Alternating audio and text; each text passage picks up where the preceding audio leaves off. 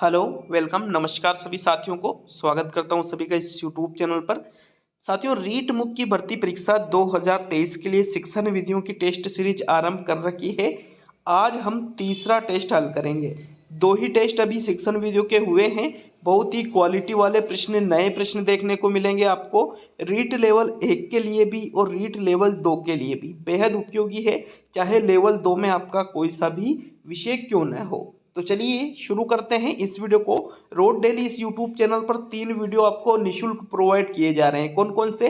Teaching method की test series का एक वीडियो, आपके एक वीडियो साइकोलॉजी की टेस्ट सीरीज का, और एक वीडियो आपके राजस्थान जीके की डिटेल क्लास का। भूगोल अभी हमारे चल रही है, तो देखिएगा यहाँ पर 20 प्रश्न है टोटल शिक्षण विधियों के। रोजाना 20 प्रश्न देखने को मिलेंगे आपको। शुरू करेंगे इस वीडियो को। पहला प्रश्न देखते हैं। पेपर नंबर कौन सा है आपके? ये पेपर नंबर 3 है साथियों।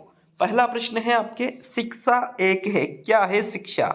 दिशा की ओर संकेत करना, दिशा का ज्ञान कराना, अभिप्राय युक्त प्रक्रिया, और इनमें से कोई भी नहीं।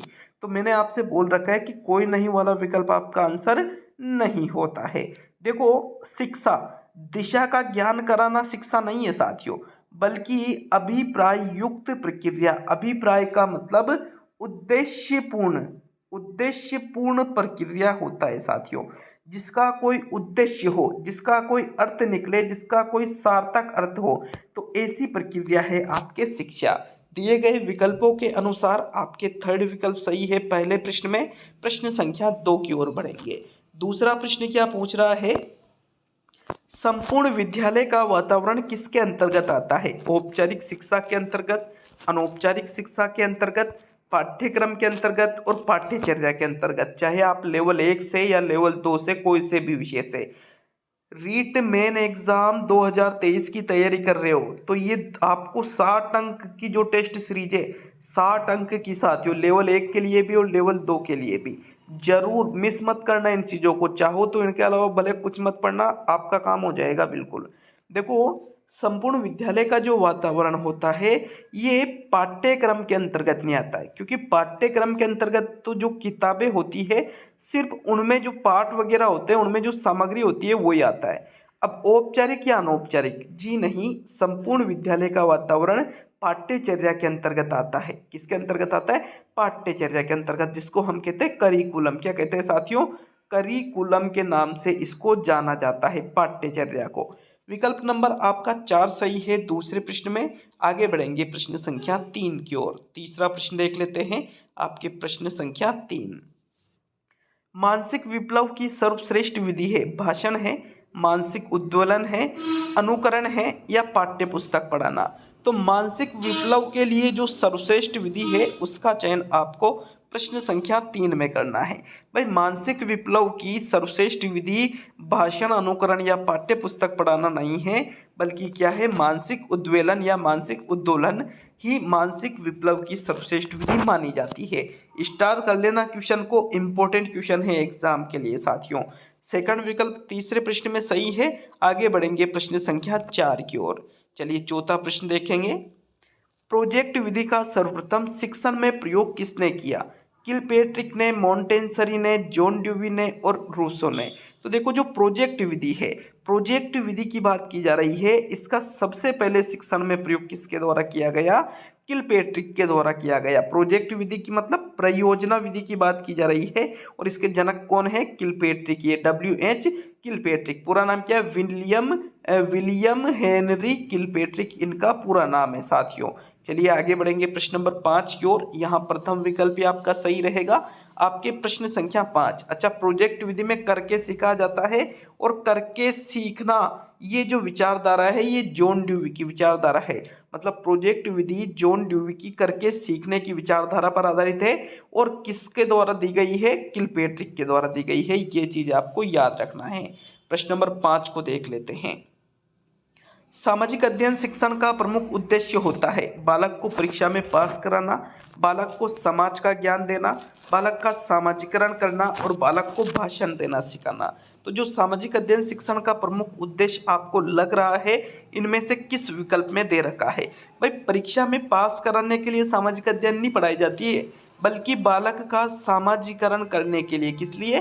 बालक का सामाजिकरण करने के लिए सामाजिक अध्ययन पढ़ाई जाती है। तो यही इसका प्रमुख उद्देश्य है साथियों, सामाजिक अध्ययन शिक्षण का। इससे क्या हो कि बालक का सामाजिकरण हो, समाज के अनुकूल बालक हो जाए, समाज के नियमों को, समाज के रीति रिवाजों और परंपरा को मान सके। विकल्प 3 आपके 5वें प्रश्न में सही रहेगा। नेक्स्ट आगे बढ़ेंगे प्रश्न नंबर 6 की ओर। छठा प्रश्न है, एक प्रमाणीकृत या प्रमाणीकृत परीक्षण में होता है मौखिक प्रश्न, अध्यापक निर्मित पेपर, वैधता और प्रायोगिक प्रश्न। अब हमें ऐसे प्रश्नों में जो आंसर देना होता है वो विकल्पों के आधार पर देना होता है। किस आधार पर देना होता है? विकल्पों के आधार पर। तो भाई विकल्प में प्रमाणीकृत मतलब वह परीक्षण जो वैध हो, वह परीक्षण जो विश्वसनीय हो साथियों। ठीक है, ये चीजें प्रमाणीकृत परीक्षण की विशेषताओं में आती है। तो वैधता, विश्वसनीयता भी होना चाहिए, लेकिन विकल्प में नहीं है तो कोई दिक्कत नहीं, हम तो तीसरे विकल्प पे जाएंगे। प्रश्न संख्या 6 में अध्यापक निर्मित पेपर कभी भी प्रमाणीकृत नहीं होता है, बल्कि अप्रमाणीकृत होता है, अप्रमाणीकृत। ठीक है, तो थर्ड विकल्प छठे प्रश्न में सही रहेगा। आगे बढ़ेंगे प्रश्न नंबर 7 की ओर। 7वां प्रश्न है, निष्पत्ति परीक्षण के लिए सबसे पहले क्या बनाना पड़ता है? नील पत्र, उद्देश्य भार, प्रश्न पत्र की रूपरेखा और कुंजी। भाई निष्पत्ति परीक्षण, जिसको हम उपलब्धि परीक्षण भी कहते हैं, क्या कहते हैं? उपलब्धि परीक्षण भी कहा जाता है। क्या होता है कि बालक ने कक्षा में कितना ज्ञान अर्जित किया है, उसको हम उपलब्धि या निष्पत्ति परीक्षण कहते हैं। और इसके लिए सबसे पहले हमें उद्देश्य भार बनाना पड़ता है। क्या बनाना पड़ता है? उद्देश्य भार। उद्देश्य भार मतलब जिसमें हम निष्पत्ति या उपलब्धि परीक्षण के क्या लिखते हैं साथियों? उद्देश्य लिखते हैं कि आखिर जो हम निष्पत्ति या उपलब्धि परीक्षण बना रहे हैं इसके क्या क्या उद्देश्य रहेंगे। तो इस प्रकार आपके प्रश्न संख्या 7 में सेकंड विकल्प ही सही रहेगा। कुंजी गलत है, रूपरेखा गलत है, नीलपत्र बाद में होती है ये चीजें। तो ओनली सेकंड विकल्प प्रश्न संख्या 7 में सही है। आगे बढ़ते हैं 8वें प्रश्न की ओर। 8वां प्रश्न देख लेंगे। प्रश्न संख्या 8 क्या है? अनुभव शंकु सबसे पहले किसने दिया? जॉन ड्यूवी ने, किलपेट्रिक ने, एडगर डेल ने और रूसो ने। तो इनमें से जिसके द्वारा सबसे पहले अनुभव शंकु को दिया गया है उसका नाम आपको बताना है प्रश्न संख्या 8 में। साथियों सही उत्तर का चयन कर लेते हैं। देखिएगा, अनुभव शंकु सबसे पहले एडगर डेल के द्वारा दिया गया था, जिसको इंग्लिश में कहते हैं कोन ऑफ एक्सपीरियंस। क्या कहते हैं? कोन ऑफ एक्सपीरियंस इसको कहा जाता है साथियों हिंदी में। अनुभव शंकु किसने दिया? एडगर डेल ने। क्या बताया एडगर डेल ने इसमें? कि व्यक्ति देख करके कितना सीखता है, सुन करके कितना सीखता है, देखकर और सुनकर कितना सीखता है, प्रत्यक्ष अनुभव से कितना सीखता है, करके कितना सीखता है, मतलब सारी चीजें इन्होंने अपने इस अनुभव शंकु में बताई है। तो थर्ड विकल्प ही 8वें प्रश्न में सही है।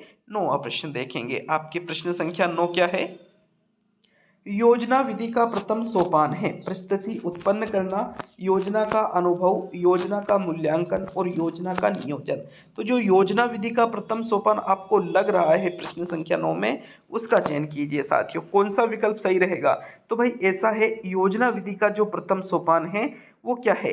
अनुभव बाद में करते हैं, मूल्यांकन बाद में करते हैं और नियोजन भी बाद में करते हैं, बल्कि उत्पन्न करना सबसे पहले होता है। परिस्थिति, क्या उत्पन्न करना?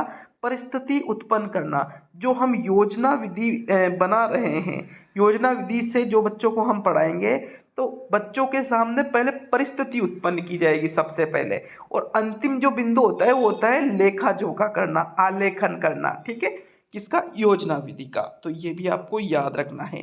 9वें प्रश्न में प्रथम विकल्प सही है। 10वें प्रश्न की ओर बढ़ते हैं। आपके प्रश्न नंबर 10 है, माध्यमिक शिक्षा आयोग ने सामाजिक अध्ययन शिक्षण को माना। क्या माना? भौतिक इकाई के रूप में माना, सांस्कृतिक इकाई के रूप में माना, आर्थिक इकाई के रूप में माना या संग्रहित इकाई के रूप में माना। तो 10वें प्रश्न में बताइए कौन सा विकल्प आपका सही रहेगा साथियों। माध्यमिक शिक्षा आयोग के अनुसार आपको बताना है। तो इन्होंने जो सामाजिक अध्ययन शिक्षण को माना है, भौतिक, सांस्कृतिक या आर्थिक इकाई के रूप में नहीं माना है, बल्कि संग्रहित इकाई के रूप में माना है। किसके रूप में माना है? संग्रहित इकाई के रूप में माध्यमिक शिक्षा आयोग ने सामाजिक अध्ययन शिक्षण को माना है। फोर्थ विकल्प आपके 10वें प्रश्न में सही है। आगे बढ़ेंगे प्रश्न संख्या 11 की ओर।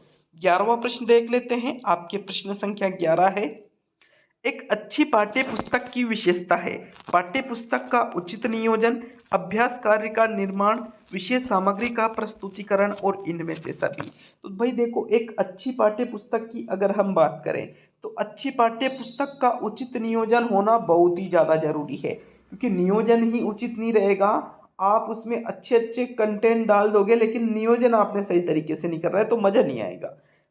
अभ्यास कार्य का निर्माण भी होना चाहिए, जो बच्चों ने पढ़ा है उसका अभ्यास भी वो उसमें कर सके। विशेष सामग्री का प्रस्तुतिकरण बिल्कुल सही तरीके से होना चाहिए। तो ये सारी विशेषता अच्छी पाठ्य पुस्तक के गुणों के अंतर्गत आती है। अतः सभी वाला जो चौथा विकल्प है आपके 11वें प्रश्न का सही उत्तर है साथियों। आगे बढ़ेंगे प्रश्न संख्या 12 की ओर। तो 12वां प्रश्न देख लेते हैं। प्रभावी शिक्षण कार्य हेतु आवश्यक है भाषाविद शिक्षक आवश्यक है, अच्छा शिक्षक आवश्यक है, शिक्षक द्वारा शिक्षण सिद्धांतों का उपयोग आवश्यक है, या शिक्षक की प्रभावशीलता आवश्यक है। तो 12वें प्रश्न में कौन से विकल्प पे जाओगे, पहले पर, दूसरे पर, तीसरे पर या चौथे विकल्प पर? 12वें प्रश्न में बताओ भाई कौन सा आंसर सही रहेगा। प्रभावी शिक्षण की बात की जा रही है तो साथियों भाषाविद शिक्षक जी नहीं, अच्छा शिक्षक जी नहीं, इनमें सभी बेस्ट जो आंसर है, हमें बेस्ट विकल्प का चयन करना पड़ता है। तो इनमें से जो सबसे बेस्ट आंसर है वो है शिक्षक द्वारा शिक्षण सिद्धांतों का उपयोग करना। क्योंकि एक शिक्षक यदि शिक्षण सिद्धांतों का उपयोग सही तरीके से करता है तो शिक्षण सिद्धांत किस पर आधारित होते हैं, छात्र पर आधारित होते हैं। किस पर आधारित होते हैं, छात्र पर आधारित होते हैं। अब छात्र पर आधारित है तो छात्र उसमें सक्रिय रहकर सीखेगा, तो प्रभावी शिक्षण भी निश्चित रूप से होगा। इसी वजह से आपके तीसरा विकल्प बिल्कुल 12वें प्रश्न में सही माना जाएगा साथियों, कोई डाउट नहीं है। कमेंट बॉक्स में कमेंट करके जाना कितने प्रश्न सही हो रहे हैं, और 1/3 माइनस मार्किंग रहेगी साथियों। 1/3 माइनस 20 प्रश्न है, 20 में से आपने जैसे 14 प्रश्न सही किए और 6 गलत कर दिए, तो 6 मतलब 1/3 के अनुसार 2 नंबर कम हो जाएंगे, तो 20 में से आपके 12 नंबर रहेंगे एग्जाम में। तो यहाँ पर भी ऐसे ही कमेंट करके जाना आप, कम करके, ठीक है। आगे बढ़ते हैं प्रश्न नंबर 13 की ओर। 13वां प्रश्न देख लेते हैं। दैनिक पाठ योजना किस सिद्धांत पर आधारित होती है? देखो, स्थूल से सूक्ष्म की ओर, ज्ञात से अज्ञात की ओर, सरल से जटिल की ओर और संपूर्ण से अंश की ओर। तो जो दैनिक पाठ योजना है ये इनमें से किस सिद्धांत पर आधारित पाठ योजना होती है? देखो, दैनिक पाठ योजना का निर्माण ज्ञात से अज्ञात, स्थूल से सूक्ष्म, सरल से जटिल या संपूर्ण से अंश, इनमें से जो चौथा विकल्प है आपके संपूर्ण से अंश की ओर, ये बिल्कुल सही आंसर है। क्यों है? क्योंकि संपूर्ण से अंश की ओर शिक्षण सूत्र गेस्टाल्टवादियों की देन माना जाता है, और गेस्टाल्टवादियों पर ही पाठ योजना आधारित है साथियों। मतलब इसमें पहले पूर्ण को सामने रखा जाता है और फिर एक एक चीज को पढ़ाया जाता है। तो पाठ योजना में ऐसा ही होता है बिल्कुल। आपके चौथा विकल्प ही प्रश्न संख्या 13 का सही उत्तर है। आगे बढ़ेंगे 14वें प्रश्न की ओर। आपके प्रश्न नंबर 14, प्रिंट मीडिया में सम्मिलित है, पुस्तकों से सम्मिलित है प्रिंट मीडिया, पत्रिकाओं से सम्मिलित है प्रिंट मीडिया, समाचार पत्रों से सम्मिलित है प्रिंट मीडिया, या इनमें से सभी? मतलब प्रिंट मीडिया में इनमें से कौन कौन सी चीजें आती है, सभी आती है या कोई एक विशेष आती है या नहीं आती है, आपको ये बताना है प्रश्न संख्या 14 में। तो बताओ भाई 14वें प्रश्न में आपके कौन सा विकल्प सही रहेगा। देखो, प्रिंट मीडिया के अंतर्गत पुस्तकें भी आ जाती है, छपी छपाई चीजें होती है, पत्रिकाएं भी आ जाती है, छपी छपाई चीजें होती है, समाचार पत्र भी आ जाते हैं, ये भी छपते हैं। तो छपने वाली चीजें किसके अंतर्गत आती है? प्रिंट मीडिया के अंतर्गत आती है साथियों। मतलब इनमें से सभी वाला जो चौथा विकल्प है आपके 14वें प्रश्न का सही उत्तर है साथियों। कोई डाउट किसी के भी किसी प्रश्न में नहीं होना चाहिए। अगर डाउट हो तो कमेंट बॉक्स में कमेंट कर सकते हो आप। चलिए आगे बढ़ेंगे 15वें प्रश्न की ओर। आपके प्रश्न संख्या 15, निम्न में से वर्तमान पाठ्यक्रम का दोष है?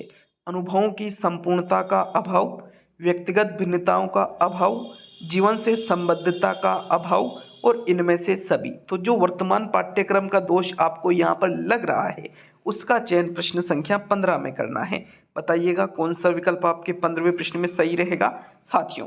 देखो, जो वर्तमान पाठ्यक्रम है इसमें जीवन से संबद्धता का भी अभाव है, व्यक्तिगत भिन्नताओं का भी अभाव है, और अनुभवों की संपूर्णता का भी अभाव है। मतलब इनमें से सभी वाला जो चौथा विकल्प है आपके 15वें प्रश्न का सही उत्तर है। देखो वर्तमान पाठ्यक्रम में वैसे सुधार किया जा रहा है, ठीक है, सुधार किया जा रहा है, चीज़ों को हमारे दैनिक जीवन से जोड़ा जा रहा है, व्यक्तिगत भिन्नताओं का भी ध्यान रखा जा रहा है और अनुभवों की संपूर्णता का भी ध्यान रखा जा रहा है। धीरे धीरे ये चीज़ें बदल रही है साथियों, लेकिन इस प्रश्न में चौथा ही विकल्प आपका सही है। आगे बढ़ेंगे 16वें प्रश्न की ओर। तो देखो आपके प्रश्न संख्या 16, शिक्षक व छात्रों के मध्य चर्चा की प्रक्रिया की अवस्थाएं हैं। नियोजन अवस्था है, क्रियान्वयन अवस्था है, मूल्यांकन अवस्था है या इनमें से सभी। तो 16वें प्रश्न में बताओ भाई कौन सा विकल्प आपका सही है। शिक्षक व छात्रों के मध्य बात की जा रही है साथियों। जो चर्चा की प्रक्रिया होती है इसमें हम पहले नियोजन करते हैं, फिर उसका क्रियान्वयन करते हैं और फिर उसका क्या करते हैं, मूल्यांकन। मतलब पहले योजना बनाई जाती है, जो योजना बनाई जाती है कि हमें इस बिंदु पर चर्चा करनी है, ऐसे ऐसे करना है, उसका क्रियान्वयन किया जाता है और अंत में मूल्यांकन भी करके देखा जाता है कि जो हमने चर्चा की है वो सार्थक भी है या नहीं है। तो इनमें से सभी वाला जो चौथा विकल्प है आपके प्रश्न संख्या 16 का सही उत्तर है। चलिए आगे बढ़ेंगे प्रश्न नंबर 17 की ओर। 17वां प्रश्न, पाठ्य सहगामी क्रियाओं के माध्यम से किस पक्ष का विकास हो पाता है। हमारे बौद्धिक पक्ष का विकास हो पाता है, हमारे शारीरिक पक्ष का विकास हो पाता है, हमारे सर्वांगीण पक्ष का विकास हो पाता है या हमारे मानसिक पक्ष का विकास हो पाता है।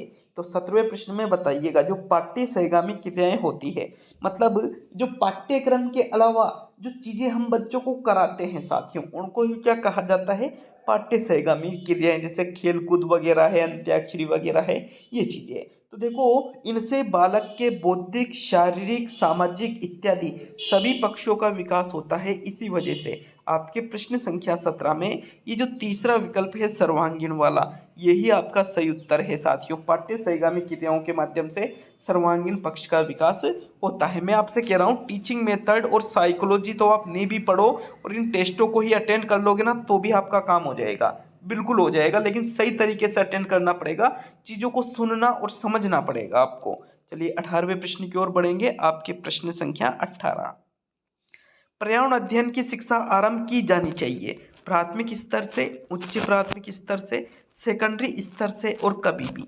तो भाई चौथा विकल्प तो बिल्कुल ही गलत है। कभी भी ये कोई बात हुई क्या, क्या आप बूढ़े हो जाओगे जब करोगे शिक्षा आरंभ? जी नहीं।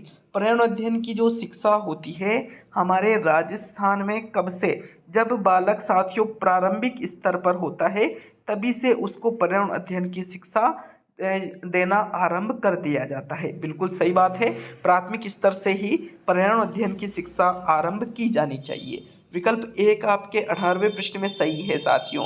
अब सेकंड लास्ट 19वें प्रश्न की ओर बढ़ेंगे। वीडियो अच्छा लगे तो वीडियो को लाइक और शेयर जरूर करिएगा। लाइक शेयर नहीं करते हो बुरा लगता है बट कोई बात नहीं, और चैनल पर नए हो तो सब्सक्राइब जरूर कर दिया करो यार, इसमें आपके पैसे नहीं लग रहे, सब्सक्राइब तो कर दिया करो। सब्सक्राइब करके बेल आइकन ऑन कर लेना यदि ओरिजिनल तैयारी आप करना चाहते हो साथियों। बिल्कुल बेल आइकन ऑन कर लेना, प्रत्येक वीडियो का नोटिफिकेशन आप तक तभी पहुंच पाएगा। चलिए 19वां प्रश्न देखेंगे। आपके प्रश्न संख्या 19, इनमें से कौन सी शिक्षण सामग्री केवल दृश्य है। टेप रिकॉर्डर, रेडियो, चार्ट और टेलीविजन। तो जो केवल दृश्य शिक्षण सामग्री है वो कौन से विकल्प में दे रखी है। भाई ऐसा है, दृश्य का मतलब जिसमें सिर्फ दिखाई देता है, और जिसमें सिर्फ दिखाई देता है तो रेडियो तो नहीं है, इसमें तो सिर्फ सुनाई देता है तो ये श्रव्य है। टेप रिकॉर्डर में भी सिर्फ सुनाई देता है तो ये भी श्रव्य है। टेलीविजन में दिखाई भी देता है और सुनाई भी देता है तो ये कैसी है, दृश्य भी है श्रव्य भी है। तो ये भी आपका आंसर नहीं है। आपको क्या देखना है, सिर्फ कैसी हो, दृश्य हो। बिल्कुल तीसरा विकल्प बचा था और यही आपका आंसर है, चार्ट। जो चार्ट वाला विकल्प है साथियों ये सिर्फ और सिर्फ एक दृश्य सामग्री है। तो थर्ड विकल्प आपके 19वें प्रश्न में सही है।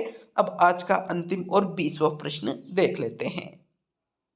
प्रश्न संख्या 20 है, शिक्षा के मानदंड को ऊंचा उठाने के लिए आवश्यक है अध्यापकों का उच्च वेतन, छात्रों का सतत मूल्यांकन, पाठ्य पुस्तकों का सतत मूल्यांकन और पाठ्यक्रम में संशोधन। तो जो शिक्षा के मानदंड होते हैं इनको यदि आपको ऊंचा उठाना है तो इसके लिए किसको आवश्यक मानते हैं आप दिए गए विकल्पों में से? क्या अध्यापकों का वेतन उच्च होना चाहिए, इससे शिक्षा का मानदंड ऊंचा उठ सकता है? वह ऐसा है, वर्तमान में भी अध्यापकों का वेतन काफी ज्यादा उच्च है, लेकिन फिर भी मानदंड ऊपर नहीं उठ पा रहा है, तो ये इंपॉर्टेंट नहीं है। छात्रों का सतत मूल्यांकन स्टार बिल्कुल हो सकता है। पाठ्य पुस्तकों का सतत मूल्यांकन हो सकता है। पाठ्यक्रम में संशोधन ये नहीं, चलो ये भी हो सकता है, लेकिन आपको दूसरे तीसरे चौथे विकल्प में से सर्वश्रेष्ठ विकल्प का चुनाव करना है। अब तो सर्वश्रेष्ठ विकल्प है, यदि हमें शिक्षा के मानदंड को ऊंचा उठाना है तो हमें छात्रों का सतत मूल्यांकन करना होगा, क्योंकि सतत मतलब लगातार मूल्यांकन करने से हमें ये पता चलेगा कि छात्र क्या सीख रहा है, क्या नहीं सीख रहा है, किस क्षेत्र में वो कमजोर है, किस क्षेत्र में उसने अच्छी पकड़ बना ली है। तो बिल्कुल इससे निश्चित रूप से शिक्षा का मानदंड ऊपर उठ सकता है। विकल्प 2 आपके 20वें प्रश्न में सही है। कंप्लीट होता है आपके पेपर नंबर 3 टीचिंग मेथड का। साथियों मिलते हैं बहुत ही जल्द अगले वीडियो में। बहुत बहुत धन्यवाद दिल से आप सभी का वीडियो को पूरा देखने के लिए।